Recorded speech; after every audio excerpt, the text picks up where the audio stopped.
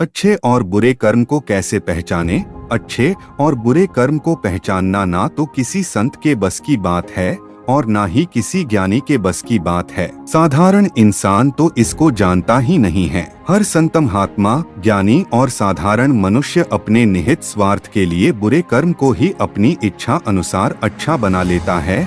जिस प्रकार कर्ण, गुरु द्रोणाचार्य और कृपाचार्य ने अपने बुरे कर्म को और दुर्योधन के नमक के बदले अच्छे कर्म में बदलने की कोशिश की थी। बुरे कर्म वो कर्म होते हैं जिनको करने बाद भय लगता है और रात को नींद नहीं आती है। उन कर्मों को करने के बाद आपको नकली आनंद की अनुभूति तो अवश्य होती है, लेकिन मन में भय रहता है। अच्छे कर्म वो होते हैं जिनको करने के बाद आपको न तो भय लगता है और रात को चैन और आनंद की नींद आती है। बुरे और अच्छे कर्मों का फैसला दो प्रकार से होता है। एक तो सरकार और समाज फैसला करता है और दूसरा भगवान फैसला करता है। जो फैसला समाज और सरकार करती है वो तो गलत भी हो सकता है, लेकिन जो फैसला भगवान करता है वो कभी गलत नहीं होता है। बुरे कर्मों का आधार भूख, धन, स्त्री, जमीन, सत्ता, यश, ईर्ष्या और शक्ति मुख्य तौर पर होते हैं। इस सब की प्राप्ति लिए मनुष्य बुरे और अच्छे कर्म करता है।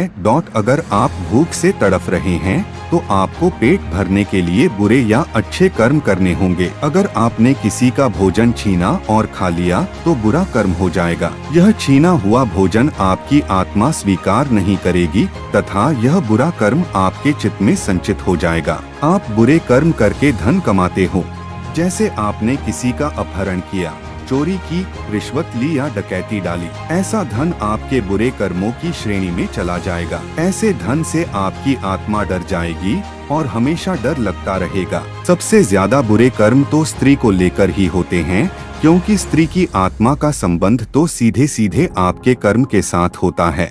इसी प्रकार हम जमीन और जायदाद को लेकर बुरे कर्म करते हैं। दूसरे के मकान पर और जमीन को कब्जा कर लेते हैं। इसके कारण जो आत्मा की बद्दुआ लगती है वो भी बुरे कर्म के खाते में चली जाती है।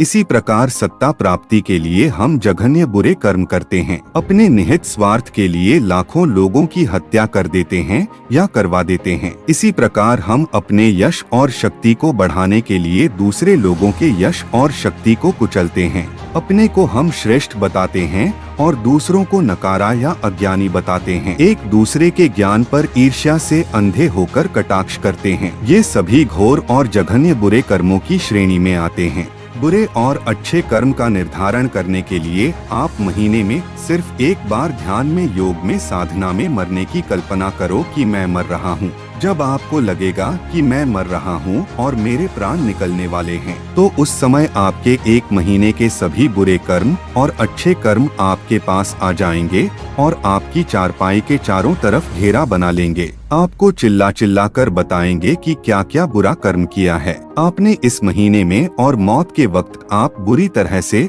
उन बुरे और जघन्य कर्मों के डर से भयभीत हो जाएंगे। आपको मरने से डर लगेगा। इसी प्रकार आपके सभी अच्छे कर्म भी आपके चारों तरफ खड़े होंगे और बोल रहे होंगे, जाओ खुश होकर मरो, आपने दुनिया के लिए अच्छे कर्म किए हैं। आपको स्वर्ग मिलेगा और चैन से मृत्यु को प्राप्त करोगे। जब भय के कारण मृत्यु होती है तो आत्मा का जाने का रास्ता बुरे मार्ग से होता है, और जब प्रसन्न मुद्रा में मृत्यु होती है तो आत्मा का जाने रास्ता अच्छे मार्ग से होता है। अपने बुरे और अच्छे कर्मों का विश्लेषण रोजाना सोने से पहले अवश्य करना चाहिए। ऐसा करने से आपके जीवन में आनंद कूट कूट कर भर जाएगा। अगर वीडियो अच्छा लगे तो धर्म पंच टीवी को जरूर सब्सक्राइब करें। धन्यवाद। मिलते हैं अगले वीडियो में।